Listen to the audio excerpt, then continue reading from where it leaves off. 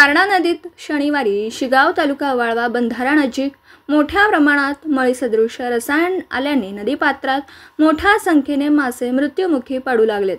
आधीच बागणीसह भागात दूषित पाण्याने कावीळ सदृश आजाराचे रुग्ण मोठ्या प्रमाणावर आढळू लागलेत। यातच नदीत मळीसदृश घातक रसायन सोडण्यात आल्याने लोकांमध्ये भीतीचे वातावरण आहे।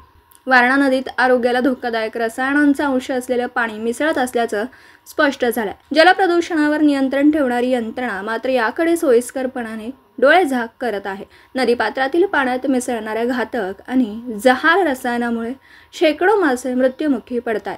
यामुळे नदीकाठावर दुर्गंधी पसरते। नदीपात्रात सोडण्यात येत असलेल्या जीवघेण्या घातक रसायनयुक्त पाण्यामुळे नदीतील दुर्मिळ मासे देखील तडफडून मृत्युमुखी पडू लागलेत। या नदीत खास करून वाम, रोहू, कटला तसेच अन्य विविध स्थानिक प्रजातीचे मासे आढळून येतात। आधीच या प्रजाती दुर्मिळ होत आहेत, यातच आता जलप्रदूषणामुळे हे मासे झपाट्याने मृत्युमुखी पडू लागलेत। या माशांचा अक्षरशः यातून वंशच्छेद होतोय की काय अशी भीती निर्माण होत चालली आहे। वारणा नदीच्या नशिबी अक्षरशः दैनावस्था आली आहे। सातत्याने या नदीत मळीसदृश रसायन सोडण्यात येतं, यामुळे नदीचं पाणी दूषित होत आहे।